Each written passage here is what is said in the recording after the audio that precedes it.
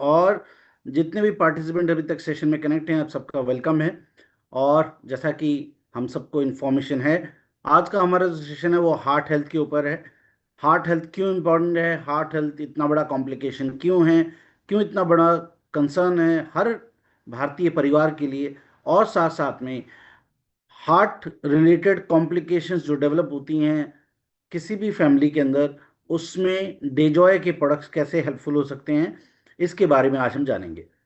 जितने भी participants connect हैं, आप सेशन को ध्यान से सुन सकते हैं। कोई क्वेश्चन, कोई डाउट आपके माइंड में आता है, उसको आप नोट डाउन कर सकते हैं। और सेशन के एंड में आपके हर सवाल का जवाब हम आपके साथ Q&A राउंड में डिस्कस भी करेंगे।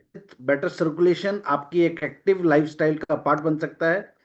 तो सबसे इंपॉर्टेंट चीज ये है कि जब हम हार्ट हेल्थ की बात कर रहे हैं तो हम दोबारा जाएंगे उसी ट्रेनिंग पर। आप याद करने की कोशिश करिए जो हम बात करते हैं CNT के बारे में या CRT के बारे में, सेल रेजुविनेशन थेरेपी। यानी हमारी बॉडी सेल से बनी है और हमारे वही सेल्स जुड़कर टिश्यूज फॉर्म करते हैं, जिसे कोशिका से हम कह सकते हैं ऊतक बनता है। सेल यानी कोशिका और टिश्यू यानी ऊतक। और वही सेल्स टिश्यूज जो हैं आगे जाके आपके बॉडी में मॉलिक्यूल्स और ऑर्गन्स बनाने का काम करते हैं। अब ये पूरा हमारा जो सेल रिजुविनेशन सिस्टम है, ये क्या कहता है कि हमारा बॉडी जो है वो सेल्स से बनी हुई है और उससे अलग अलग ऑर्गन बनते हैं और हर ऑर्गन का अपना एक फंक्शन है, कार्य प्रणाली है। जैसे लीवर का काम होता है डाइजेस्टिव सिस्टम, किडनी का काम होता है डिटॉक्सिफिकेशन सिस्टम, वैसे ही हमारी बॉडी में जो हार्ट है उसका काम होता है ब्लड सर्कुलेशन सिस्टम।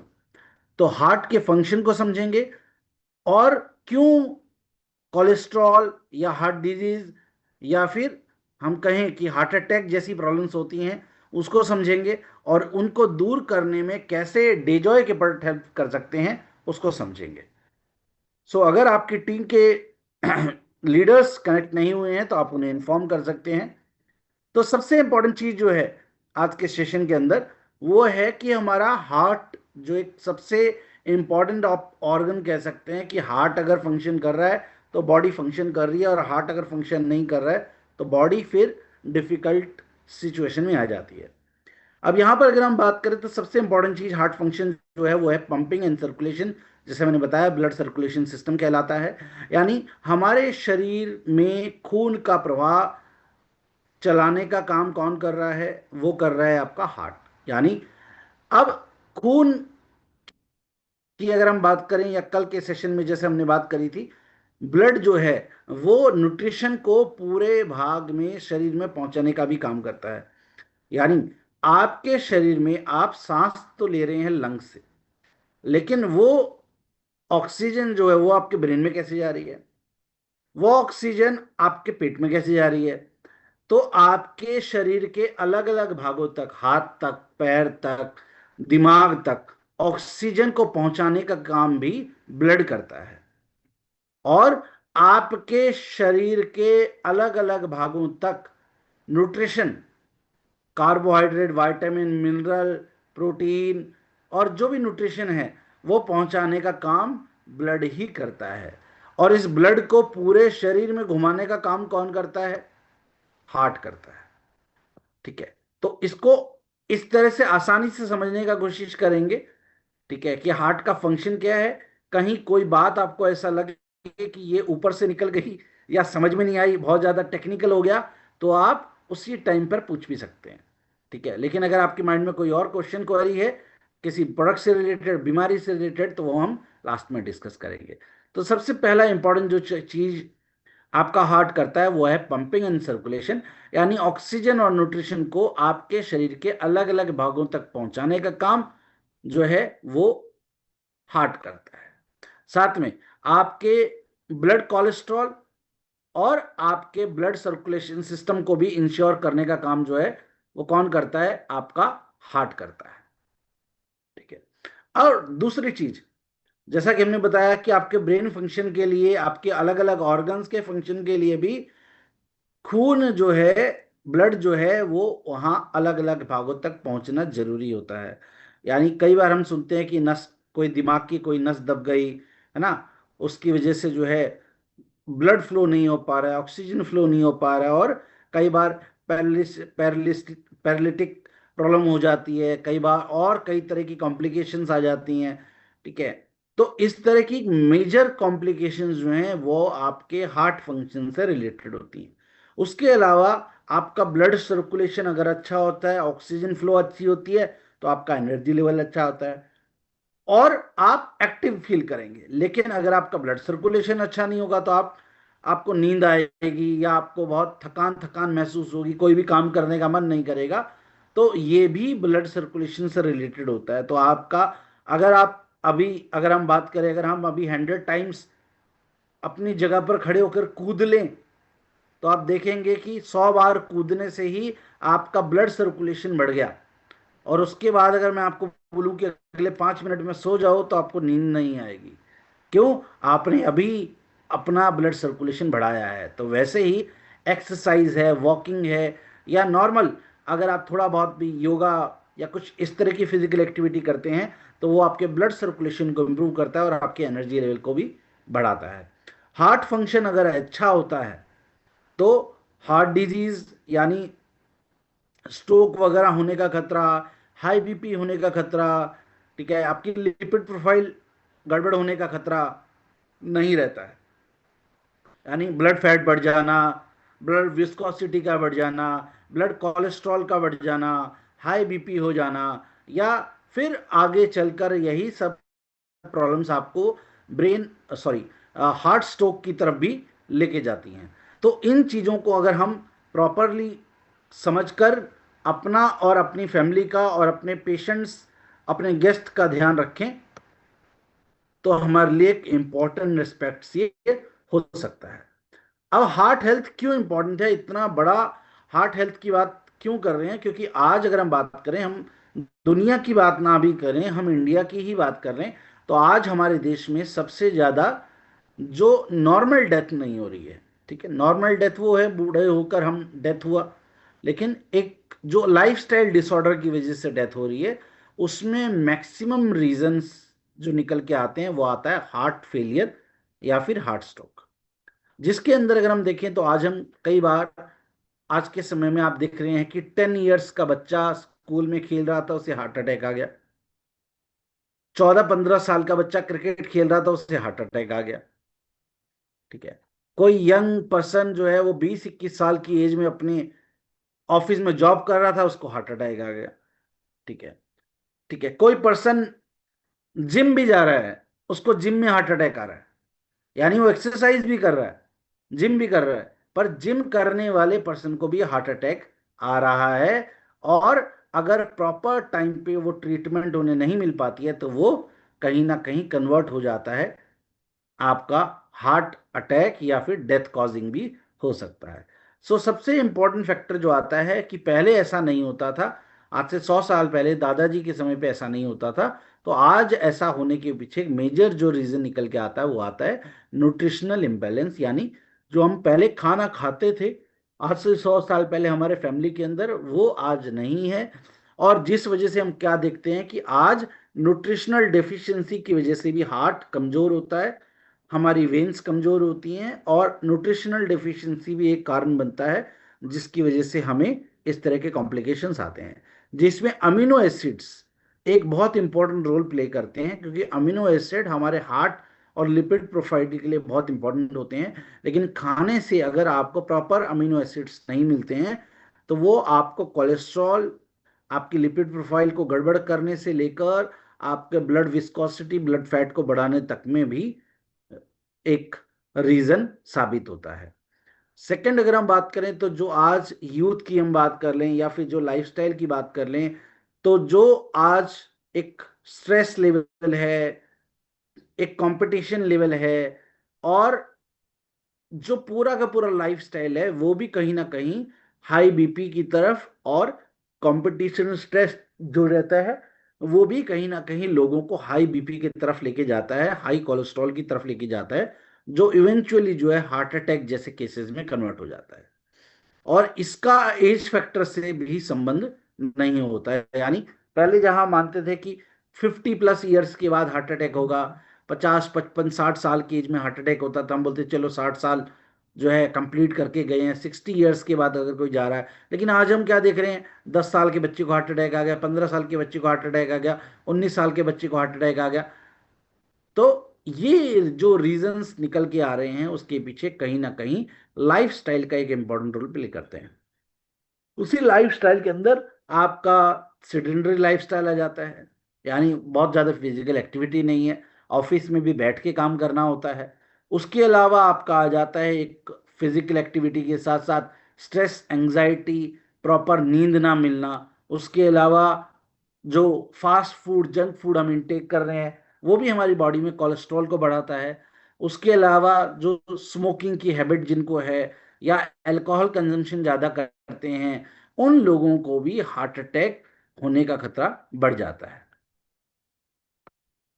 नेक्स्ट अगर हम बात करें तो ये जो हार्ट रिलेटेड प्रॉब्लम्स है इसको हम दो तरह से डिवाइड करते हैं।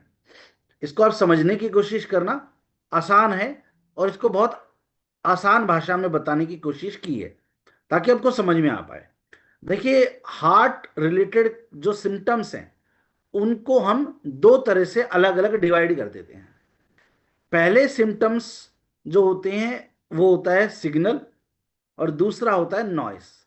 सिग्नल और नॉइस क्या है कि एक सिग्नल वो है जिसके अंदर आपको, ठीक है, आपके डे टू डे लाइफ के अंदर अनईजी फील हुआ और आपको लगा कि यार कहीं ना कुछ गड़बड़ है बॉडी में, तो वो आपका एक सिग्नल वाला काम है। और एक वो है नॉइस। नॉइस वो है जिसे इग्नोर नहीं करना चाहिए, यानी वो सिम्टम जिन्हें बिल्कुल भी इग्नोर नहीं करना चाहिए, और सीधा आपके जो भी डॉक्टर हैं, फिजिशियन हैं, उनको चेकअप करवाना चाहिए ताकि आप इसको डायग्नोस कर। तो इस तरह से जो भी सिम्टम्स हैं उनको हम एट अलग अलग, 8 सिम्टम्स हैं उनको हम फोर फोर अलग अलग पार्ट्स में डिवाइड कर देते हैं। सबसे पहले जो आपको मैं नॉइस वाले सिग्नल थे उसकी बात बताता हूँ। नॉइस वाले पार्ट की अगर हम बात करें तो यानी ये ऐसे सिम्टम्स हैं, अगर आपको ये फील हो रहा है तो आपको तुरंत डॉक्टर को दिखाना चाहिए। जिसमें सबसे पहला होता है चेस्ट पेन होना, डिस्कम्फर्ट होना और पसीने आना। अगर चेस्ट पेन हो रहा है, डिस्कम्फर्ट फील हो रहा है, तो वो आपको जो है हार्ट डिजीज की तरफ इशारा करता है, और आपको तुरंत या तो अपना उसी टाइम पर आपको अपना बीपी यानी ब्लड प्रेशर मॉनिटर करना चाहिए, और तुरंत जो है फैमिली मेंबर्स को भी बिना किसी देर के जो है डॉक्टर को चेकअप कराना चाहिए। क्योंकि आज एज फैक्टर मैटर ही नहीं करता है। आज आप 17 साल के बच्चे को भी अगर चेस्ट पेन हो रहा है, अनईजी फील हो रहा है, तो हो भी सकता है उन्हें भी हार्ट अटैक आया हो। तो आपको ये अवेयरनेस पहले खुद को देनी पड़ेगी और अपने आसपास फैमिली मेंबर्स को, और एज ए न्यूट्रिशन कंसल्टेंट भी आप लोगों को ये सबको बताना पड़ेगा। तो चेस्ट पेन या डिस्कम्फर्ट, अनईजी फील होना भी आपको हार्ट रिलेटेड प्रॉब्लम की तरफ इशारा करता है। सेकंड, अगर आपके लेफ्ट हैंड में, ठीक है, अगर आपके लेफ्ट हैंड में पेन हो रहा है यहां पर, इधर, तो लेफ्ट हैंड में पेन होना, ठीक है, या फिर गर्दन में, या फिर जबड़े में, ठीक है, या फिर बैक में यहां पर पेन हो, पीछे लेफ्ट साइड पे पेन होना, ये भी आपको हार्ट डिजीज की तरफ इशारा करता है। ठीक है, मैं दोबारा रिपीट कर देता हूं। अगर किसी को यहां हाथ में दर्द हो रहा है, इस वाले हाथ में, राइट हैंड में हो रहा है तो प्रॉब्लम नहीं है, लेकिन लेफ्ट हैंड में अगर दर्द हो रहा है तो वो इशारा हार्ट अटैक की तरफ करता है, या फिर बहुत ज़्यादा हाई बीपी की तरफ इशारा करता है। और अगर आपके बैक में पेन हो रहा है यहाँ पर लेफ्ट साइड में, तो वो भी हार्ट अटैक की तरफ इशारा करता है। आपकी गर्दन में दर्द होना, और कई बार हार्ट अटैक, जो माइल्ड हार्ट अटैक होता है उसकी वजह से कई बार जॉ वगैरह में पेन और जॉ का स्ट्रक्चर डिस्टर्ब भी हो जाता है, तो ये भी हार्ट डिजीज की तरफ इशारा करते हैं। इसमें बिल्कुल भी देर नहीं करनी चाहिए और सीधा डॉक्टर को दिखाना चाहिए। उसी तरह से अगर आपकी हार्ट बीट प्रॉपर नहीं है, ठीक है, वो आपको इरेगुलर लग रही है, ठीक है, या हार्ट बीट बहुत ज़्यादा है, उस केस में भी आपको डॉक्टर को दिखाना चाहिए। और अगर आपकी बहुत ज़्यादा सांस फूल रही है, सांस नहीं आ पा रही है, ब्रेथलेसनेस हो रहा है, अनईजी हो रहा है, तो उस केस में भी हो सकता है रेस्पिरेटरी रिलेटेड प्रॉब्लम हो, और हो सकता है हार्ट अटैक की भी प्रॉब्लम हो। तो इस केसेस में आपको directly without any delay doctor को दिखाना चाहिए। सेकंड, वो होते हैं जो सिग्नल देते हैं, और ऐसे जो सिम्टम्स होते हैं वो जर्नली कई बार हम मिस कर जाते हैं कि ये तो सिंपल ऐसे ही होगा। ठीक है, तो इसके अंदर ये ऐसे सिम्टम्स हैं जिसमें आप बात करें तो आपको बेहोशी आ जाना, ठीक है, चक्कर आ जाना, ये भी जो है हार्ट डिजीज की तरफ इशारा करता है। किसी को बहुत ज्यादा अनईजी फील हो रहा है, बहुत ज्यादा वीकनेस फील हो रही है, ठीक है, तो वो भी हाई बीपी या फिर हार्ट डिजीज की तरफ इशारा कर सकता है। वो हम आगे बात करेंगे कि ये सिम्टम्स कैसे बता रहे हैं। वो भी आप अब सोचेंगे, आप सर किसी को कमजोरी लग रही है तो क्या हार्ट डिजीज है, कैसे पता करेंगे, क्यों ऐसा हम कह रहे हैं, तो वो हम अभी आगे इसके बारे में बात करने वाले हैं। ठीक है, और जैसे मैंने शुरुआत में भी बताया, किसी को बहुत ज्यादा स्वेटिंग हो रही है, ठीक है, और बहुत स्वेटिंग हो रही है और बिना किसी कारण के स्वेटिंग हो रही है, तो वो भी हार्ट अटैक या फिर हार्ट डिजीज या फिर हाई बीपी की तरफ इशारा करता है। ये कुछ ऐसे सिम्टम्स होते हैं जिसका हार्ट से डायरेक्ट रिलेशन नहीं होता है, इसलिए ये सिर्फ सिग्नल होता है, एक तरह का नॉइस होता है जिसको जनरली लोग इग्नोर कर देते हैं। या ऐसी चीज, पसीना आ रहा है तो पसीना आने को कई बार हम बहुत सिंपल मान लेते हैं, या हाई बीपी की वजह से। ठीक है, कई बार ऐसा होता है कि हाई बीपी आपका हुआ और हाई बीपी होने की वजह से आपके नाक से ब्लीडिंग आ गई, आपके नोज से ब्लीडिंग होगी, नाक से खून आ रहा है। तो हम जनरली, अगर मैं भी आपसे पूछूं नाक से खून किसी के आ रहा है तो क्या करना चाहिए, तो आप में से बहुत सारे लोग बोलेंगे सर सर पे ठंडा पानी डालना चाहिए, उसको लेटा देना चाहिए, नाक बंद करना चाहिए, पता नहीं कितने कितनी सारी चीजें हम बता देंगे। लेकिन इतने लोगों को ये पता है कि अगर आपके नोज से ब्लीडिंग हुई है तो आपको डॉक्टर को भी दिखाना चाहिए, क्योंकि अगर आपके नाक से खून निकला है तो वो आपका, आपकी बॉडी ने आपको बचाया है नाक से खून निकाल के। यानी कई बार बहुत ज्यादा बीपी होने पर आपके नोज से ब्लीडिंग हो जाती है, नोज से ब्लीडिंग होके आपका ब्लड प्रेशर जो है वो एक लेवल तक आता है। अगर वो नोज से ब्लीडिंग नहीं होती तो वो ब्रेन हेमरेज भी कर सकता है और हार्ट अटैक तक भी लेके जा सकता है। तो कितने लोग इसको समझ पा रहे हैं, एक बार चैट बॉक्स में रिप्लाई करके बताएं कहां कहां से आप सेशन में जुड़े हैं, जितने भी लोग सेशन के अंदर हैं, और जो हम अभी बात कर रहे हैं क्या वो हमें समझ में आ रही है, क्योंकि इंपॉर्टेंट है। कुछ लोग जो हेल्थ के अंदर, देखिए डायरेक्ट सेलिंग के अंदर अगर आप सिर्फ टीम बिल्डिंग या मेंबर मेकिंग पे जाएंगे तो 10 में से 2 या 3 लोग ही बिजनेस में आते हैं। और हर पर्सन को अगर बिजनेस में जोड़ने जाएंगे तो क्या होता है, रिजेक्शंस भी आएंगी। और दूसरी इंपॉर्टेंट बात क्या होती है, हर पर्सन को बिजनेस दिखाएंगे तो सब लोगों को बिजनेस में कामयाब तो नहीं करवा पाते हैं। अब सब लोगों को जब बिजनेस में कामयाब नहीं कर पाते हैं तो कई बार बहुत सारे लोग कंपनी पे ब्लेम करते हैं, बहुत सारे लोग कहते हैं इन्होंने मेरे पैसे लगवा दिए। अब काम चाहे उसने खुद ने नहीं किया, लेकिन वो अपने फेलियर का ब्लेम आप पर डालेगा। तो बेस्ट, मैं अपने 18 इयर्स के डायरेक्ट सेलिंग बिजनेस में जो मानता हूं, सबसे अच्छा, सबसे सेफ और सबसे स्टेबल बिजनेस जो दे सकता है वो है कि आप प्रोडक्ट बेस्ड बिजनेस करें और प्रोडक्ट के अंदर आप लोगों को कंज्यूमर बनाएं। पहले उन्हें कंज्यूमर बनाएं, और कंज्यूमर बनाने के बाद अगर उनका बिजनेस में इंटरेस्ट आता है तो फिर आप उन्हें बिजनेस बताएं। डायरेक्ट अगर आप लोगों को बिजनेस बताने जाएंगे तो 10 में से 2 लोग ज्वाइन होंगे और 8 लोग बिजनेस सुनने के बाद नेगेटिव हो जाते हैं, क्योंकि उनको लगता है उन्हें बिजनेस तो करना ही नहीं है, तो वो दरवाजा ही बंद हो जाता है आपके लिए, क्योंकि आपने बिजनेस बताया और सामने वाले गेस्ट को बिजनेस समझ में आया नहीं। लेकिन अगर उन्हीं गेस्ट को मैं पहले हेल्थ के बारे में बताऊं, उनको उन्हीं गेस्ट को पहले मैं हेल्थ या न्यूट्रिशन के बारे में बताऊं, जो आने वाली प्रॉब्लम्स हैं सोसाइटी में, कॉम्प्लिकेशंस हैं उनके बारे में बताऊं, और वो 10 के 10 लोगों से जिन्हें मैं मिलूं उनको as a consumer, as a customer पहले जोड़ूं मैं। अगर उन लोगों को एज ए कंज्यूमर कस्टमर जोड़ लेता हूं वो बिजनेस ना भी करे तो कम से कम वन टाइम सेल तो उसने मुझे दी। अब उस बिजनेस को अगर आप एफबीवी में डालो, आरबीवी में डालो, कहीं भी डालो, पंच कहीं भी करो बिल को, वो आपको लाइफ टाइम रिवॉर्ड लेने में भी तो मदद करेगा। आपके गेस्ट का बिजनेस, चाहे प्रोडक्ट लिया हो गेस्ट ने, चाहे प्रोडक्ट लिया हो पेशेंट ने, चाहे प्रोडक्ट लिया हो आपके किसी टीम मेंबर ने, हर टर्नओवर कंट्रीब्यूट करता है आपकी अचीवमेंट्स में। तो अगर मैं पहले लोगों को एज ए कंज्यूमर कनेक्ट करूं, और अगर उनका इंटरेस्ट हो तो बाद में बिजनेस में भी कनेक्ट कर दूं। अगर वो एज ए कंज्यूमर कनेक्ट होगा तो भी वो मुझे 5 से 10 कस्टमर तो दे ही सकता है, अगर उसे अच्छा रिजल्ट आया तो। और अगर वो बिजनेस पार्टनर बन जाता है फिर तो वो 100-200 लोगों की लिस्ट भी दे सकता है मुझे, जो उसके प्रोस्पेक्ट हैं। तो ये चीज समझना कहीं ना कहीं हमारे लिए जरूरी हो जाता है, इसीलिए ट्रेनिंग बहुत एक इंपॉर्टेंट रोल प्ले करता है।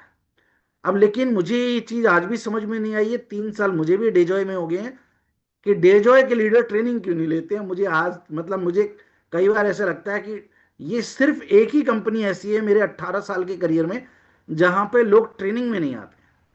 अब उसके पीछे उनके सीनियर का हाथ है, या लीडर का लर्निंग एटीट्यूड गड़बड़ है, या उसको लगता है मुझे सब आता है, पता नहीं। लेकिन अदरवाइज जब मैं फ्रीलैंसर भी ट्रेनिंग लेता था तो भी एलडीपी ट्रेनिंग के अंदर 3 दिन के सेशन में एक दिन हेल्थ की ट्रेनिंग होती थी, वहां पे भी 500 लोग होते थे।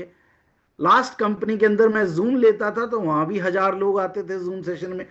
बस मुझे डेजोए का आज तक समझ में नहीं आया है, तो ये ओपन फीडबैक है आप लोगों के लिए, कि आप अपनी टीम को इंस्पायर नहीं कर पाते हैं, इन्फ्लुएंस नहीं कर पाते हैं, या फिर आपकी टीम को सब आता है कि वो सेशन में नहीं आते हैं।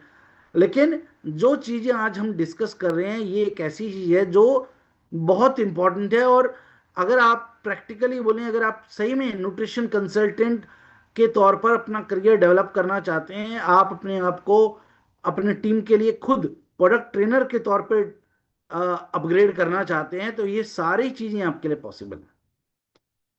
ये सारी चीजें आप कर सकते हैं।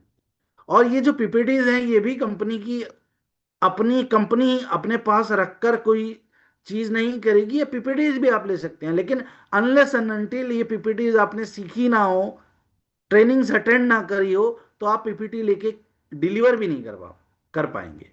तो कहीं ना कहीं कुछ चीजें हैं जो बहुत इंपॉर्टेंट हो जाती हैं हमारे लिए। तो एक्सेसिव स्वेटिंग अगर हो रहा है, बहुत ज्यादा पसीना आ रहा है, जो हार्ट अटैक की तरफ इशारा नहीं कर रहा है, लेकिन एज ए न्यूट्रिशन कंसल्टेंट आपको, अगर किसी को बहुत ज्यादा स्वेटिंग हो रही है तो आपको ये समझना पड़ेगा कि this can B heart attack, ये हार्ट अटैक हो सकता है। ठीक है, अगर पैरों में सूजन आ रही है, एंकल्स में सूजन आ रही है, तो और ये भी हार्ट अटैक की निशानी हो सकता है। ठीक है, तो अभी आगे हम समझेंगे कि कैसे कैसे ये चीज इतना इंपॉर्टेंस रखता है। तो जनरली क्या होता है कि ये वाले जो अलार्म होते हैं जो शोर नहीं करते हैं, सिर्फ ऐसे लगता है कि ये तो रोज होता रहता है यार, आज थकान लग रही है तो लगता है कि ये तो शायद आज ही लग रही है, या किसी को लगता है कि आज कमजोरी लग रही है तो शायद ऐसी कमजोरी लग रही है, पसीना आ रहा है तो उसको लगता है आज पंखा चला लेता हूँ, शायद इसीलिए गर्मी लग रही है।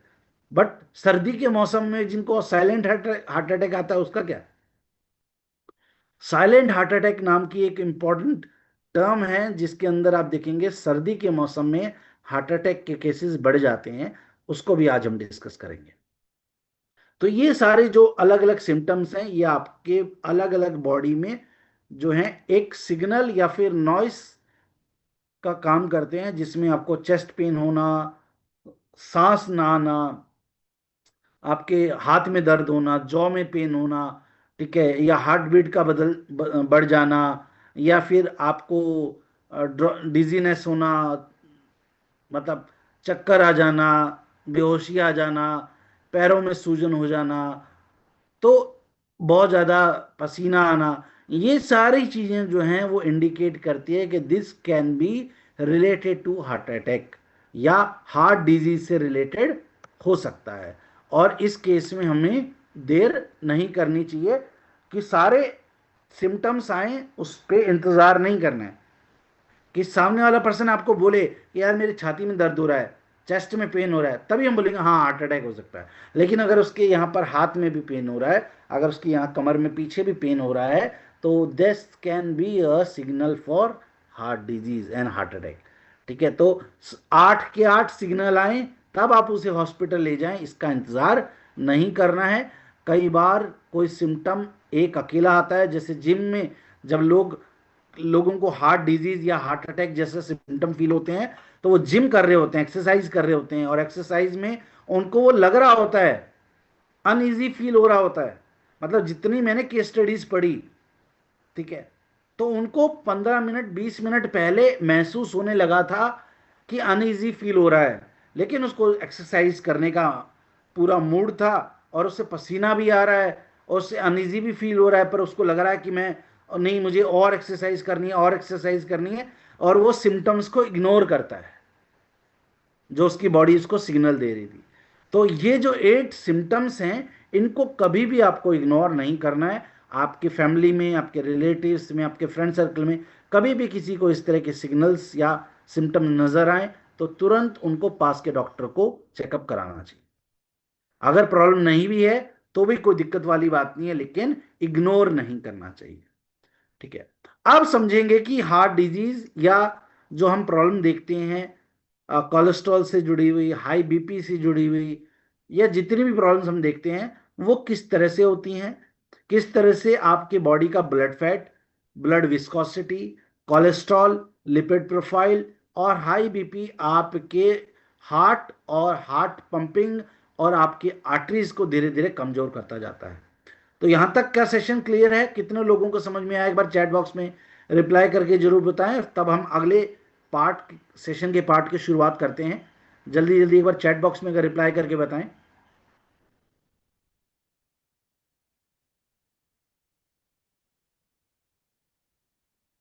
ठीक है, और सेशन का कई बार क्या होता है कि आपकी टीम अगर सेशन में नहीं ज्वाइन करती है, तो ये जो सेशन चल रहा है, इस सेशन के कई बार स्क्रीनशॉट लेकर भी ग्रुप में डालने से ना, कई बार कई लोग जो सो रहे होते हैं वो भी सेशन में ज्वाइन कर जाते हैं। तो ये एक्टिविटीज भी अपलाइंग लीडर को कम से कम कर लेनी चाहिए, कि अगर आपके टीम के लीडर सेशन में नहीं है तो कम से कम स्क्रीनशॉट लेकर डालें, या अपने टीम का कोई एक नाम रखें जिससे आप चेक कर पाएं कि आपके टीम के लीडर्स सेशन में आ रहे हैं कि नहीं आ रहे।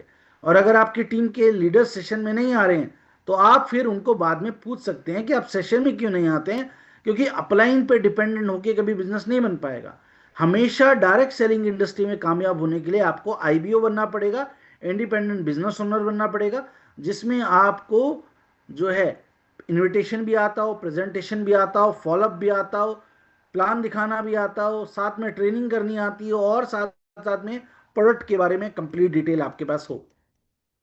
तभी आप इंडिपेंडेंट लीडर बन पाएंगे, यानी बिना अपलाइन के भी अपनी टीम को गाइड कर पाएंगे। तो आगे हम बात कर लेते हैं कैसे ये जो हार्ट अटैक है, ये 10 साल पहले आपके बॉडी में बनना शुरू होता है और हम इसे इग्नोर करते रहते हैं। तो समझते हैं कि ये प्रॉब्लम कैसे बढ़ती है।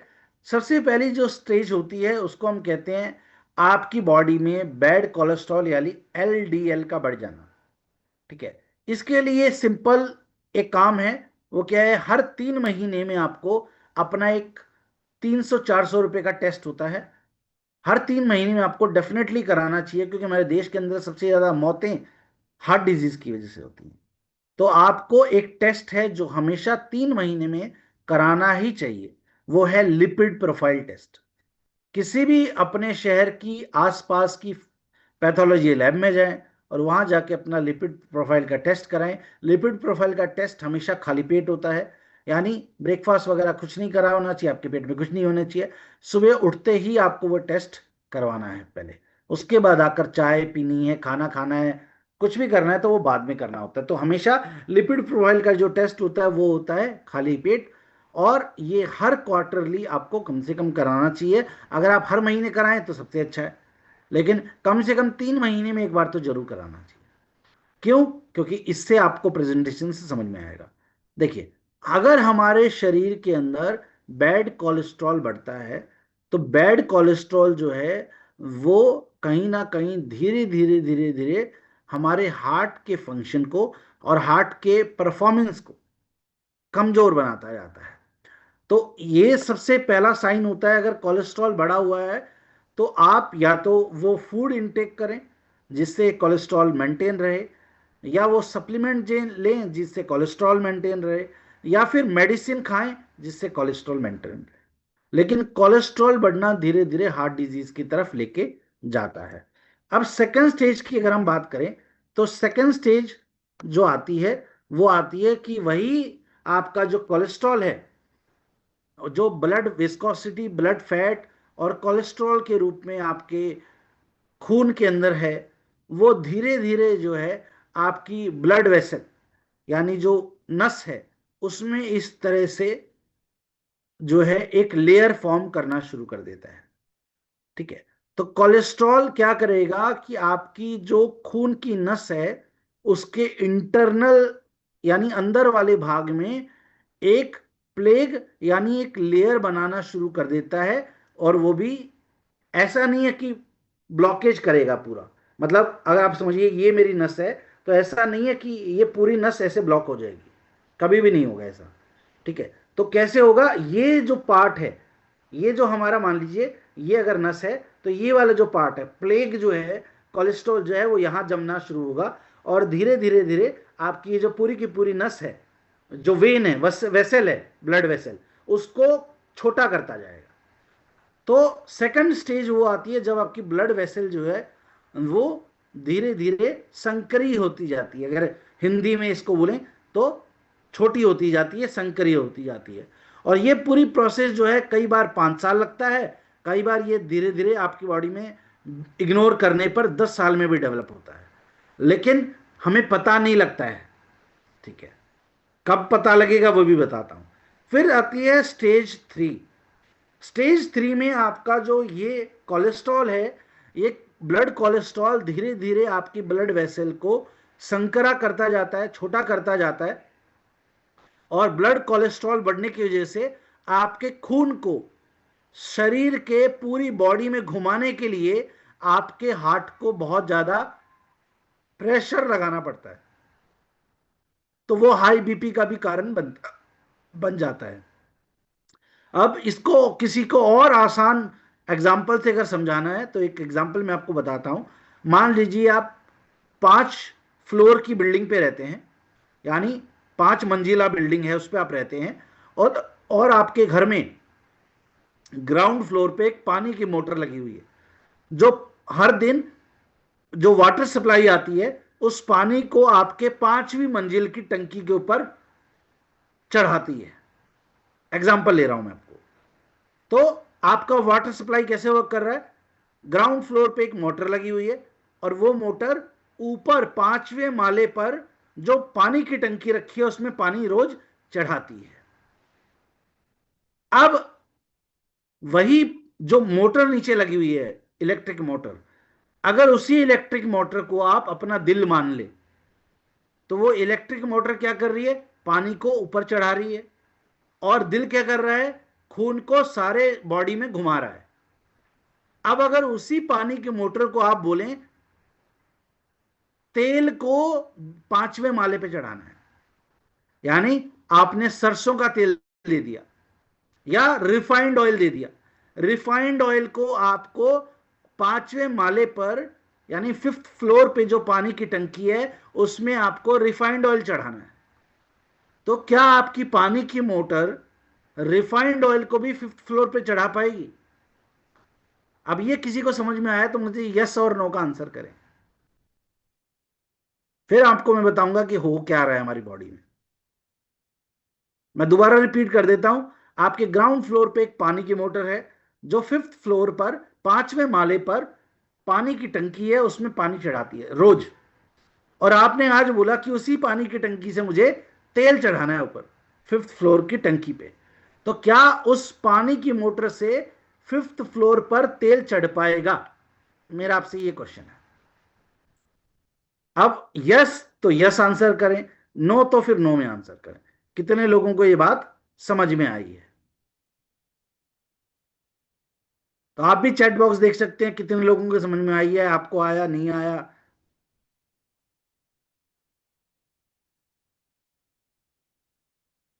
अभी तो मेरे पास बहुत सारे लोगों का नो ही आया है, कुछ लोग कह रहे हैं चढ़ जाएगा, ठीक है, कुछ लोग कह रहे हैं यस, कुछ लोग कह रहे हैं नो।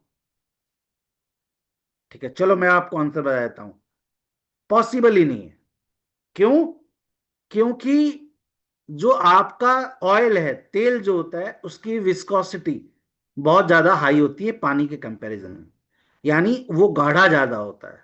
आम भाषा में समझें तो जो तेल है वो ज्यादा गाढ़ा होता है पानी के कंपैरिजन में, इसीलिए तेल चढ़ाने के लिए मशीन कैपेबल नहीं हो पाती। और ऐसा ही आपका हाई बीपी और कोलेस्ट्रॉल के साथ होता है। अब इसको वैसे भी समझते हैं।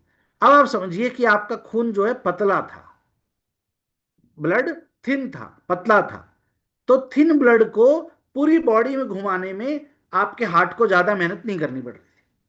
लेकिन उल्टा सीधा खाने की वजह से, फिजिकल एक्टिविटी नहीं करने की वजह से, और कई कारणों की वजह से आपका खून हो गया गाढ़ा, आपका ब्लड फैट बढ़ गया, आपका ब्लड विस्कोसिटी बढ़ गया, आपका कोलेस्ट्रॉल बढ़ गया, वाइसरल फैट बढ़ गया आपका। तो आपका, अगर आप देखें तो ये जितने भी आपको कॉम्प्लिकेशंस आए, ब्लड फैट बढ़ा या आपका ब्लड विस्कोसिटी बढ़ा, कोलेस्ट्रॉल बढ़ा, तो खून आपका हो गया गाढ़ा। अब उस गाढ़े खून को उस नस में घुमाना जो पहले ही ब्लॉक हो रही है, तो अगर आप अभी वाली जो स्क्रीन पे फोटो है उसको अगर आप देखें, तो ये जो कोलेस्ट्रॉल की परत जमी है उसकी वजह से जो रास्ता है वो बहुत छोटा हो गया है। अब उस छोटे रास्ते में से गाढ़े खून को धक्का मारना है, तो क्या होगा? आपके जो दिल है ना, इसको बहुत प्रेशर लगाना पड़ेगा, इसको बहुत ज्यादा मेहनत करनी पड़ेगी, जो रिजल्ट करता है हाई ब्लड प्रेशर में, जिसमें आपकी बॉडी को, क्यों डॉक्टर कहते हैं कि आपको थोड़ा वॉक कर लेना चाहिए? क्यों? ताकि ब्लड सर्कुलेशन अच्छा रहे। और इसको ऐसे भी समझ सकते हैं कि अगर दही है ग्लास में, मान लो इस ग्लास में दही है, और उसको मैं दो ग्लासेस में फेंटूं, तो क्या बन जाएगा? लस्सी बन जाएगा ना, छाछ बन जाएगा। तो वैसे ही अगर थोड़ा हम चल लें, थोड़ा हम वॉक कर लें, तो हमारा ब्लड सर्कुलेशन भी अच्छा रहता है और खून भी गाढ़ा नहीं रहता है। लेकिन जब थर्ड स्टेज आती है तो ये चोक पॉइंट बन जाता है। ये प्लेग जो है धीरे धीरे आपके आर्टरीज को इतना नैरो कर देता है कि वो ब्लड फ्लो को भी रोकने लग जाती है। और ये स्टेज आने के बाद जो है पर्सन को अनईजी फील होने लगता है, उसको कुछ काम करने का मन नहीं करता है, थकान सी रहती है, क्योंकि ब्लड सर्कुलेशन अच्छा नहीं है। तो उससे हमेशा महसूस होगा कि मेरे में तो हिम्मत ही नहीं है, मेरे तो एनर्जी ही नहीं है। तो वो जनरली बैठा रहना पसंद करेगा, काम नहीं करना पसंद करेगा। तो उस स्टेज में आके और ज्यादा प्रॉब्लम बढ़ने का खतरा हो जाता है। फिर आती है आपकी फोर्थ स्टेज। फोर्थ स्टेज वो आती है जिसमें आपका आर्टरीज ब्लॉक होती है, और इवेंचुअली जो है इसके अंदर आपका ब्लड क्लॉटिंग भी हो सकती है, जो ब्लड क्लॉटिंग जो है आपकी आर्टरीज को ब्लॉक कर देती है। अब एक इंपॉर्टेंट बात जो मैंने बहुत सारे डॉक्टर्स के साथ मिला, समझा, ठीक है, क्योंकि बहुत सारे लोगों को फैमिली में भी और बहुत सारे लोगों को मैंने, जैसे कई बार कंसल्टेशन वगैरह करते हैं, तो पिछले 18 सालों में इतने डॉक्टर से समझा, तो उनसे कई बार मैं पूछता हूँ कि यार 70% ब्लॉकेज हुआ, तो ये आदमी को अब तक पता ही नहीं लगा कि 70% ब्लॉकेज हो चुका है इसके हार्ट में। तो जितने बड़े बड़े कार्डियोलॉजिस्ट हैं, इवन मेदांता जैसे बड़े बड़े हॉस्पिटल्स के अंदर, ठीक है, और डॉक्टर नरेश त्रिहान जैसे बड़े बड़े जो कार्डियोलॉजिस्ट हैं, मतलब इंडिया के बेस्ट कार्डियोलॉजिस्ट जो हैं, डॉक्टर त्रिहान, तो अगर आप समझेंगे, उनसे भी बात करेंगे, तो उनसे भी मेरा जब एक बार मुझे मिलने का मौका मिला मेरे फादर की कंसल्टेशन के लिए, तो जो चीज़ समझ में आई वो ये था कि आपका जब तक ये वाली स्टेज नहीं आएगी ना, तब तक आपको पता ही नहीं लगेगा कि हार्ट ब्लॉकेज हो रहा है। और ब्लड क्लॉटिंग और आर्टरी ब्लॉकेज, ये आपको जनरली पता लगता है 90% ब्लॉकेज पे, 95% ब्लॉकेज पे, या 99% ब्लॉकेज पे। क्योंकि हमारी शरीर के अंदर इतनी आर्टरीज हैं, सभी थोड़ा थोड़ा ब्लॉक हो रही है। पर कोई एक आर्टरी ऐसी होगी, कोई एक ब्लड वेसल ऐसा होगा जो 99% ब्लॉकेज हो गया, और उस समय पर आपका पूरा सिस्टम वो रोक देगा, यानी अब उसके बाद ब्लड फ्लो नहीं हुआ। और जब ब्लड सप्लाई रुकती है तो एकदम से हार्ट फेलियर, हार्ट अटैक जैसी सिचुएशन पे पेशेंट पहुंच जाता है। और अगर प्रॉपर उसी टाइम पे ट्रीटमेंट मिल पाया, या उसी टाइम पे आपने एस्प्रिन और बहुत सारी मेडिसिन आती हैं जो इमिडिएटली आपके खून को पतला करती है, ठीक है। इवन हम जो LRG9 यूज करते हैं, इवन हमारे जो सुपर फूड कैप्सूल में कोएंजाइम Q10 है, ये भी इमीडिएटली आपको इन चीज़ों में रिलीफ देते हैं। तो कहीं ना कहीं ये सिचुएशन जो है वो ना आए, इसके लिए ही रेगुलर मॉनिटरिंग जरूरी होती है। तो क्या होगा कि आपका क्लॉटिंग धीरे धीरे बढ़ रहा है, और वो क्लॉटिंग की वजह से आपको कोलेस्ट्रॉल बढ़ा हुआ है। अब कोलेस्ट्रॉल प्रॉब्लम नहीं कर रहा है, कोलेस्ट्रॉल बढ़ा हुआ है, लेकिन आपकी लाइफस्टाइल में कोई बदलाव नहीं नजर आएगा कोलेस्ट्रॉल बढ़ने से। मतलब आपको ऐसा नहीं लगेगा कोलेस्ट्रॉल बढ़ा हुआ तो हार्ट में दर्द हो रहा, नहीं हो रहा। ना आपके हार्ट में दर्द होगा, ना आपको पसीना आएगा। जितने भी सिम्टम्स बताए गए उनमें से कुछ भी नहीं होगा, आपका कोलेस्ट्रॉल बढ़ा हुआ था। कोलेस्ट्रॉल बढ़ा हुआ है, इसका मॉनिटरिंग करने का सबसे अच्छा तरीका है लिपिड प्रोफाइल का टेस्ट कराना, जो आपको हर महीने कराना चाहिए। हर महीने पॉसिबल नहीं है तो 3 महीने में तो करवाना ही चाहिए। क्यों? क्योंकि ये एक बहुत बड़े भयंकर वाले लेवल की स्टेज तक लेके जा सकता है। जो आज कोलेस्ट्रॉल बढ़ा हुआ है वो धीरे धीरे हमारी आर्टरीज को ब्लॉक कर रहा है, उसके पैसेज को नैरो कर रहा है, जिससे धीरे धीरे धीरे आपको हाई बीपी की भी प्रॉब्लम आएगी, और धीरे धीरे वो आपको कहां तक लेके जा सकता है वो आप समझ सकते हैं। हार्ट अटैक जैसी सिचुएशन और हार्ट फेलियर जैसी सिचुएशन तक भी लेके जा सकता है। तो जो ब्लॉक्ड आर्टरीज होती है वो ऑक्सीजन रिच ब्लड को हार्ट तक पहुंचने से रोक देती है। हार्ट तक जब नहीं पहुंचता है, ब्लड फ्लो कम हो जाता है, तो हार्ट की जो मसल हैं वो हार्ट अटैक को ट्रिगर कर देती हैं, और तब आपको समझ में आता है कि मुझे हार्ट अटैक आया है। तो हार्ट अटैक आने के बाद पेशेंट अगर टाइम पे डॉक्टर मेडिकल अटेंशन उसे मिल गई तो वो बच जाता है। Otherwise most of the cases में हार्ट अटैक पेशेंट को इतना समय भी नहीं देता है कि वो डॉक्टर तक पहुंच पाए। तो इसीलिए एक ऐसा कंसर्न है जिसके बारे में हम सबको अवेयरनेस भी होनी चाहिए, खुद के लिए, खुद की फैमिली के लिए, पेरेंट्स के लिए, आपके फ्रेंड सर्कल के लिए, आपके गेस्ट के लिए, आपके टीम मेंबर्स के लिए। क्योंकि ये किसी को भी हो सकता है। आज तो हम अपनी हेल्थ का अगर ध्यान नहीं रख रहे हैं और हम पैसा कमाने के चक्कर में दौड़ रहे हैं, ट्रेनिंग्स भी अटेंड नहीं कर रहे हैं, सप्लीमेंट भी नहीं खा रहे हैं, तो फिर हो सकता है पैसा तो हो, लेकिन वो पैसा आपके काम ना आए। हो सकता है वो पैसा सिर्फ आए, शायद फिर आपकी फैमिली के ही काम आए, क्योंकि आपने अपनी हेल्थ का ध्यान नहीं रखा। तो सेल्फ जो वेलनेस है, सेल्फ हेल्थ चेकअप है, वो सबसे इंपॉर्टेंट हमारे लिए एक इंपॉर्टेंट पॉइंट रहता है। नेक्स्ट अगर हम बात करें तो जैसे मैंने बताया कि ये एक बार में नहीं होता है। बहुत सारे पेशेंट को 5 साल, किसी को 10 साल, किसी को ये प्रॉब्लम धीरे धीरे भी डेवलप होती है। तो कहीं ना कहीं इन चीजों को हमें समझना पड़ेगा। अब कौन कौन से प्रोडक्ट क्या क्या इसमें बेनिफिट देंगे वो भी हम समझेंगे, ठीक है। अब जर्नली इसमें भी क्या होता है कि हम एक पर्टिकुलर प्रोडक्ट को लेकर सोचते हैं कि मैं ओमेगा खा रहा हूं तो सर मुझे हार्ट अटैक नहीं आएगा, मैं एडिलिपो खा रहा हूं तो मुझे प्रॉब्लम नहीं होगी। तो एडिलिपो का रोल अलग है, ठीक है, और आपके ओमेगा का रोल अलग है, सब प्रोडक्ट का रोल अलग है, ठीक है। तो कई बार प्रॉपर नॉलेज नहीं हो पाने की वजह से हम किसी एक प्रोडक्ट पे डिपेंडेंट हो जाते हैं। और मतलब मैं आपको बताऊं, 2013 या 14 की बात है, मैं एक कंपनी के साथ वर्किंग कर रहा था, नॉट एज ए एम्प्लॉय, मैं फ्रीलांसर था।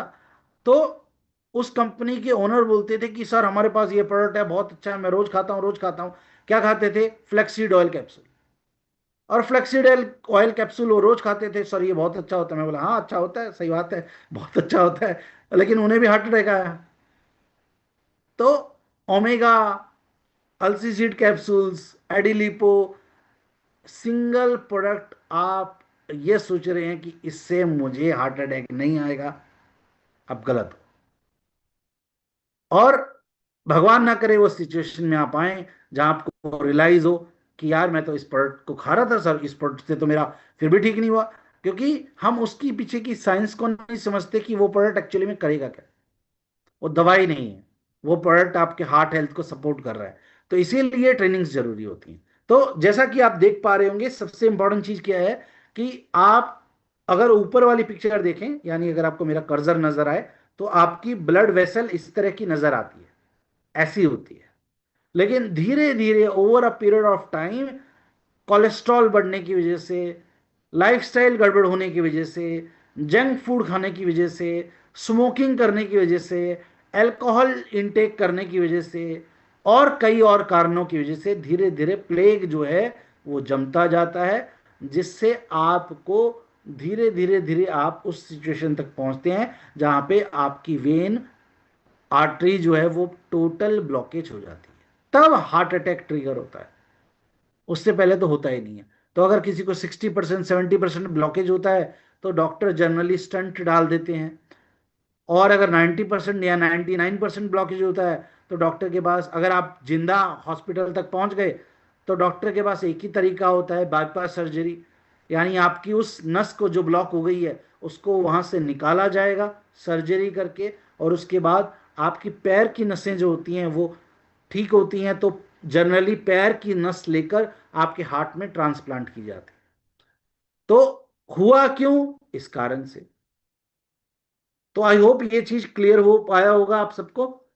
अब बात कर लेते हैं सॉल्यूशन की। तो कितने लोग हैं जिनको क्लियर हो पाई यहां तक की चीजें?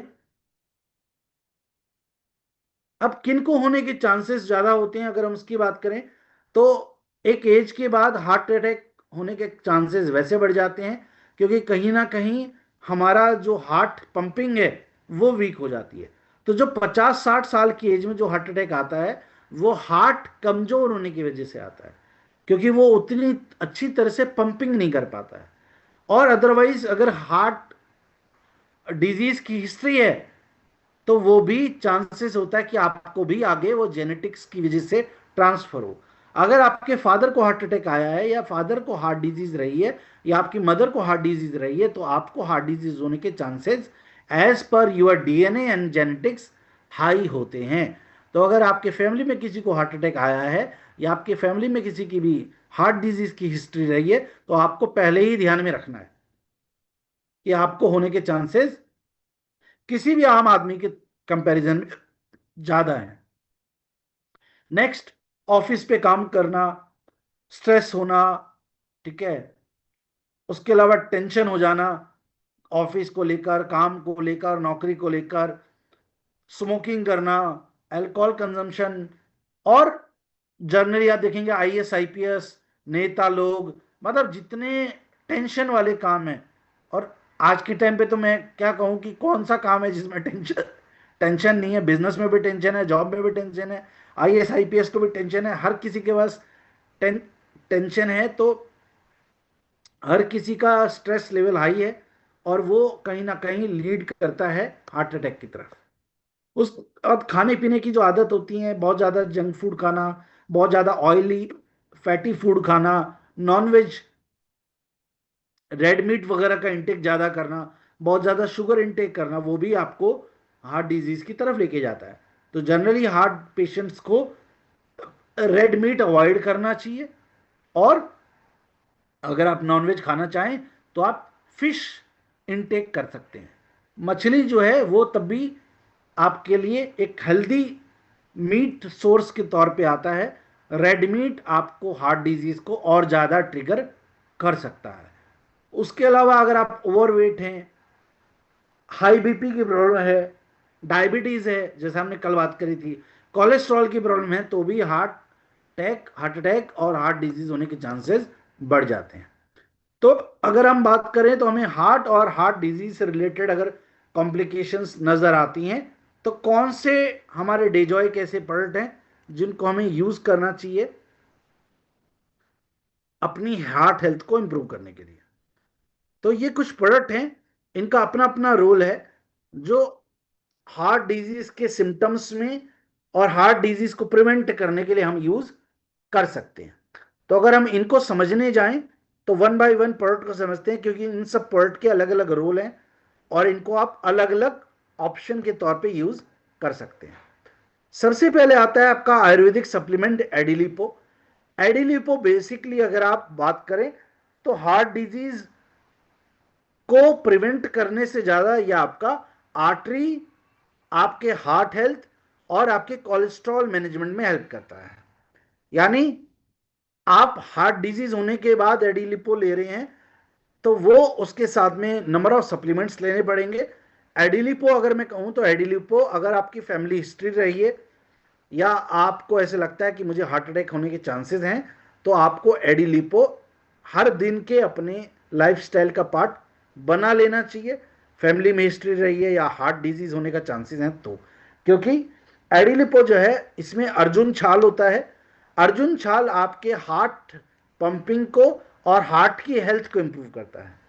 उसके अलावा इसमें आपको जो है गार्लिक वगैरह मिल जाएगा और कई इंपॉर्टेंट इंग्रेडिएंट हैं जो कोलेस्ट्रॉल मैनेजमेंट में हेल्प करते हैं और साथ साथ में आर्टरीज हेल्थ के लिए भी अच्छा है एडिलिपो।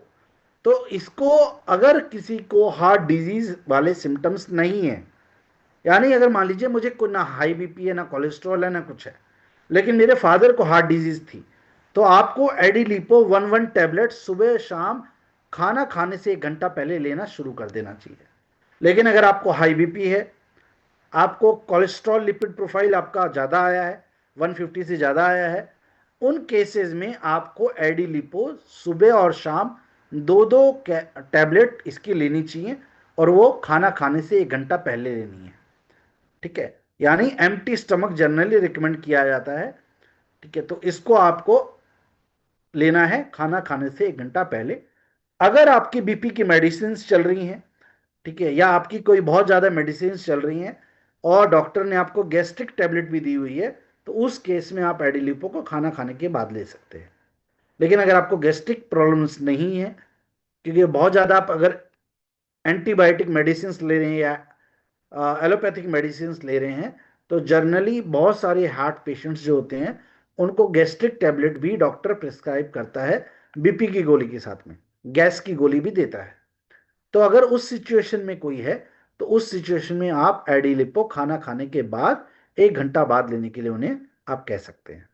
तो ये आपके बॉडी में ब्लड का जो कोलेस्ट्रॉल है, यानी जो बैड कोलेस्ट्रॉल है एलडीएल, उसको रिड्यूस करने में हेल्प करेगा। आपकी लिपिड प्रोफाइल यानी कोलेस्ट्रॉल प्रोफाइल को अच्छा करने का काम करेगा। साथ में आपकी वेन्स में ब्लॉकेज होने के जो चांसेस हैं उनको रिड्यूस करेगा और आपकी ओवरऑल हार्ट की पंपिंग को भी इंप्रूव करने का काम करता है। ये काम है आपके एडिलिपो का। ठीक है, सेकंड प्रोडक्ट जो आप देंगे अगर किसी को हार्ट प्रॉब्लम है, ठीक है, अगर हार्ट प्रॉब्लम नहीं है तो आप एडिलिपो दीजिए एज ए प्रिवेंटिव मेजर, वो यूज कर सकता है। लेकिन अगर किसी को बीपी हो चुका है, किसी को कोलेस्ट्रॉल हो चुका है, या किसी को स्टंट डले हुए हैं, या किसी को हार्ट अटैक आ चुका है एक बार, उन सब केसेस में एडिलिपो की दो दो गोली सुबह शाम के साथ गोल्डन एलिक्सर देना है। ठीक है, और अगर किसी को गोल्डन एलिक्सर उसके बजट से बाहर लगे तो सिबकथ्रॉन का जूस देना है। इन दोनों प्रोडक्ट में से एक प्रोडक्ट आपको डेफिनेटली देना ही देना है, क्योंकि ये आपके ब्लड प्यूरिफिकेशन से लेके ब्लड सर्कुलेशन तक में फायदा करेंगे। दिन में 2 बार इसको आप खाना खाने से 1 घंटा पहले गुनगुने पानी के साथ 1 ml 1 ml की डोज लेंगे तो ये आपके ब्लड सर्कुलेशन को अच्छा करेगा। जहां आपका कोलेस्ट्रॉल लेवल बढ़ रहा है, ठीक है, जहां पर आपका ब्लड फ्लो प्रॉपर नहीं हो पा रहा है, ब्लॉकेज हो रहा है, तो ये ब्लॉकेज को खोलता भी है। आपकी वेसल्स जो हैं, नसें जो हैं, उनको खोलने का काम करता है, उनको डिटॉक्सिफाई करने का काम करता है, क्योंकि कुरकुमिन जो है वो इसमें सबसे अच्छा हर्ब है जो आपकी ब्लॉक नसों को खोल सकता है। ठीक है, साथ में हाई बीपी वाले पेशेंट के लिए बहुत अच्छा रहता है और साथ साथ में आपके कुर्कुमिन जो है वो हार्ट हेल्थ को इंप्रूव करने का भी काम करता है।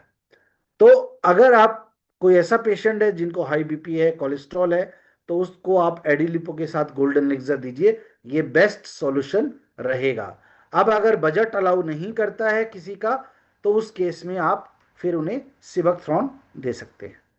तो सिबकथ्रॉन भी एक एंटीऑक्सीडेंट है, लेकिन कुरकुमिन जितना पावरफुल नहीं है, लेकिन हाँ तब भी काफी हद तक ये भी हेल्पफुल हो सकता है, क्योंकि ये आपको ओमेगा भी दे देगा, ओमेगा 3, 6, 7, 9 देगा, साथ में फाइबर होता है सिबकथ्रॉन के अंदर, तो ये भी आपके ब्लड प्योरिफिकेशन के साथ साथ आपकी नसों को खोलने में मदद करता है। और ओमेगा जो है वो आपका मेटाबॉलिज्म भी अच्छा करता है, तो कोलेस्ट्रॉल कंट्रोल करने में भी सिबकथ्रॉन आपकी मदद करेगा। प्लस साथ साथ में आपकी जो आर्टरीज हैं उनको खोलने में भी ये हेल्पफुल रहता है, और प्रॉपर ऑक्सीजन सप्लाई जो है इंप्रूव करने का ये काम करता है।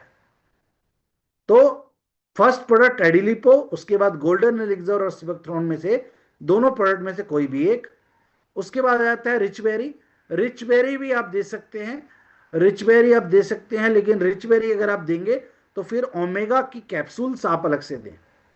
अगर आप गोल्डन एलिक्सर नहीं देना चाह रहे हैं, आप सिबकथ्रॉन नहीं देना चाह रहे हैं, रिच बेरी देना चाह रहे हैं, तो रिच बेरी के साथ मेरा ऐसा पर्सनली मानना है कि फिर ओमेगा की कैप्सूल अलग से ऐड करनी पड़ेंगी, क्योंकि ये आपके ब्लड को प्योरीफाई भी करेगा, कोलेस्ट्रॉल कम करने में भी मदद करेगा, क्योंकि इसमें एल्कलाइन प्रोफाइल है, यानी इसके अंदर बहुत सारे 200 एक्टिव कंपोनेंट्स हैं। जो 200 एक्टिव कंपोनेंट जो हैं वो आपके ब्लड को पतला करने में, कोलेस्ट्रॉल को रिड्यूस करने में हेल्पफुल रहते हैं, लेकिन उसके साथ साथ में आपको जो ओमेगा वाला काम है वो इन एडिशन कर लेना चाहिए अगर आप सुपर रिच बेरी ले रहे हैं तो। ठीक है, तो अगर आप सुपर रिच बेरी देना चाह रहे हैं तो एडिलिपो सुपर रिच बेरी के साथ में आपको ओमेगा ऐड करना पड़ेगा, और अगर आप रिच बेरी ना दें तो आप सिबकथ्रॉन दे सकते हैं, और या फिर गोल्डन एलिक्सर दे सकते हैं। फिर आता है आपका super food capsule. Super food capsule आपको किसी भी हार्ट पेशेंट को मिस मिस ही नहीं करना है, क्योंकि हमारे पास डेजॉय के अंदर दो इंपॉर्टेंट इंग्रेडिएंट हैं जो आपका न्यूट्रास्यूटिकल कंपोजिशन में आते हैं। वो है लाइकोपीन और दूसरा है कोक्यूटेन, जिसे कोएंजाइम क्यूटेन कहते हैं, और दूसरा है लाइकोपीन। ठीक है, तो लाइकोपीन और कोएंजाइम क्यूटेन, अगर आप इनके बारे में गूगल में पढ़ेंगे तो ये दोनों इंग्रेडिएंट बने ही हार्ट हेल्थ के लिए। तो आप एडिलिपो अगर दे रहे हैं, एडिलिपो की दो दो टैबलेट दे रहे हैं, गोल्डन एलिक्सर और rich berry, sorry golden elixir और सिबकथ्रॉन में से कोई भी एक दे दीजिए, और सिबकथ्रॉन और गोल्डन एलिक्सर में से कोई एक देने के बाद आपको super food capsule heart patient को देना ही देना है। क्यों? क्योंकि इसमें एल्कलाइन ब्लेंड है, ठीक है, जो आपके खून को पतला करने का काम करेगा, प्लस इसमें कोएंजाइम क्यूटेन और लाइकोपीन है जो आपके ब्लड को थिन करने का काम करता है, साथ में आपके हार्ट हेल्थ को इंप्रूव करता है और ब्लड फ्लो को इंप्रूव करता है, ब्लड सर्कुलेशन इंप्रूव कर देता है, जिससे खून जो गाढ़ा हुआ था वो खून का गाढ़ापन भी कंट्रोल होता है, कोलेस्ट्रॉल लेवल भी कंट्रोल होता है, और आर्टरीज को खोलने का भी काम करता है कोएंजाइम क्यूटेन और लाइकोपीन। तो अगर आपसे एक सवाल पूछा जाए कि कोएंजाइम क्यूटेन और लाइकोपीन डेजॉय के किस प्रोडक्ट में है, तो वो एक ही प्रोडक्ट है, वो है सुपर फूड कैप्सूल। समझ में आया आप सबको? तो मेटाबॉलिज्म के लिए, फैटिक के लिए, इम्यूनिटी के लिए, साथ साथ में ब्लड फ्लो इंप्रूव करने के लिए, वेन्स को खोलने के लिए, और हार्ट हेल्थ को इंप्रूव करने के लिए आपको सुपर फूड कैप्सूल देना होता है। और ये कितना देना है? कम से कम 1 कैप्सूल मॉर्निंग में और 1 कैप्सूल खाना खाने के बाद, डिनर के बाद। लेकिन अगर किसी को पहले हार्ट अटैक आ चुका है, स्टंट वगैरह डले हुए हैं, उस केस में कोएंजाइम क्यूटेन की डोज 2-2 कैप्सूल की रहेगी, यानी 2 कैप्सूल ब्रेकफास्ट करने के बाद और 2 कैप्सूल डिनर करने के बाद, ताकि आपको सुबह 100 मिलीग्राम कोएंजाइम मिल जाए और रात को भी 100 मिलीग्राम कोएंजाइम मिल जाए। तो 300 मिलीग्राम तक कोएंजाइम आप ले सकते हैं, जो बेस्ट होता है। यानी अगर किसी को कैंसर वाली प्रॉब्लम है, हार्ट वाली प्रॉब्लम है, वेन वाली कोई प्रॉब्लम है, और ऑटो इम्यून डिजीज है, या फिर हार्ट की डिजीज है, उनको आप 2 गोली सुपर फूड की मॉर्निंग में खाना खाने के बाद, 2 गोली सुपर फूड की दोपहर खाना खाने के बाद, और 2 गोली सुपर फूड की रात का खाना खाने के बाद भी दे सकते हैं। That is the best dose जो आप दे सकते हैं, क्योंकि कोएंजाइम Q10 से बेस्ट इंग्रेडिएंट न्यूट्रास्यूटिकल प्रोडक्ट्स में है ही नहीं। और आपको जान के हैरानी होगी, अगर आप बाजार में जाएं तो आप देखेंगे कि कोएंजाइम Q10 की एक कैप्सूल 150, 200, 250 रुपए की मिलती है। एक कैप्सूल, सिर्फ एक कैप्सूल। इतना इंपॉर्टेंट इंग्रेडिएंट है ये कोएंजाइम Q10। तो ये आपको हार्ट पेशेंट को डेफिनेटली देना ही देना है। नेक्स्ट, ओमेगा अल्टरनेटिव है। अगर आप, जैसे मैंने बताया, अगर आपने सिबकथ्रॉन नहीं दिया है तो आप रिच बेरी जूस के साथ ओमेगा ऐड कर सकते हैं। अदरवाइज अगर आपने सिबकथ्रॉन ऐड करा है तो फिर आपको ओमेगा देने की जरूरत नहीं है। गोल्डन एलिक्सर दिया है तो उसके साथ आप ओमेगा ऐड कर सकते हैं, पर क्योंकि आप सुपरफूड कैप्सूल दे देते हैं तो वहां से आपका एंटीऑक्सीडेंट प्रोफाइल के साथ साथ अमीनो एसिड प्रोफाइल भी कवर अप हो जाता है। तो नेक्स्ट अगर बात करें तो, क्योंकि हार्ट पेशेंट को गैस्ट्रिक प्रॉब्लम रहती है, तो गैस्ट्रिक प्रॉब्लम अगर रहती है तो, और डॉक्टर की मेडिसिन अगर नहीं चल रही है, तो उस केस में आप गैसो फ्री दे सकते हैं। अदरवाइज अगर डॉक्टर की मेडिसिन, बीपी की और गैस्ट्रिक टैबलेट चल रही है तो फिर आपको ये देने की जरूरत नहीं रहती है। तो लास्ट में अगर हम कंक्लूड करें तो क्या बेस्ट कॉम्बिनेशन रहता है? कोलेस्ट्रॉल अगर आप कंट्रोल करना चाहते हैं, सिर्फ अभी हार्ट प्रॉब्लम वाली कोई प्रॉब्लम नहीं है, कोलेस्ट्रॉल कंट्रोल करना चाहते हैं तो एडिलिपो देना है, और एडिलिपो के साथ सिबकथ्रॉन देना है। आई होप ये समझ में आ जाएगा अब आपको ऐसे। तो एडिलिपो देना है और उसके साथ में सिबकथ्रॉन देना है। नेक्स्ट अगर हम बात करें तो ब्लड सर्कुलेशन अगर इंप्रूव करना है, यानी अगर ब्लड सर्कुलेशन की प्रॉब्लम होने लगी है तो उस केस में गोल्डन एलिक्सर के साथ में सुपरफूड कैप्सूल देना है। अगर चेस्ट में डिस्कंफर्ट होना शुरू हुआ है, ठीक है, सांस फूल रही है या चेस्ट पेन हो रहा है, तो उस केस में गोल्डन एलिक्सर देना ही है, साथ में सिबकथ्रॉन का जूस देना है, और गैस्ट्रिक डिस्कंफर्ट होने पे ओमेगा और गैसोफ्री देना है। तो अगर आप मुझसे पूछें कि बेस्ट कॉम्बिनेशन सर लिखना है क्या होना चाहिए, तो मैं अगर किसी पेशेंट को कंसल्ट करूंगा तो सबसे पहले मैं दूंगा एडिलिपो, और एडिलिपो की दूंगा 2 टैबलेट मॉर्निंग में खाना खाने से पहले, और रात में खाना खाने से पहले 2 टैबलेट। उसके बाद दूसरा प्रोडक्ट मैं दूंगा, अगर बजट अलाउ करेगा तो गोल्डन एलिक्सर, बजट अगर अलाउ नहीं करेगा तो सिबकथ्रॉन जूस। तीसरा प्रोडक्ट मैं दूंगा सुपर फूड कैप्सूल। तो ये तो मुझे देना ही देना है, और साथ में एड ऑन के तौर पे मैं ओमेगा कैप्सूल्स भी दे सकता हूं। अदरवाइज ये 3 प्रोडक्ट बहुत अच्छा रिजल्ट मुझे दे देंगे। कौन से? एडिलिपो, गोल्डन एलिक्सर, सिबकथ्रॉन जूस और सुपर फूड कैप्सूल। तो ये 3-4 प्रोडक्ट का भी कॉम्बिनेशन आप इस तरह से करके दे सकते हैं, जो आपको बेस्ट रिजल्ट जो है हार्ट हेल्थ के अंदर प्रोवाइड करेगा। उसके अलावा अगर हार्ट हेल्थ को हमें इंप्रूव करना है तो किसी भी पेशेंट को आपको थोड़ा उन्हें 30 मिनट एक्सरसाइज या वॉकिंग करने के लिए डेफिनेटली सजेस्ट करना है। अगर वो 2-4 किलोमीटर पैदल चल लें, भले ही धीरे धीरे भी चले, तो भी वो उनकी हार्ट हेल्थ के लिए अच्छा माना जाता है।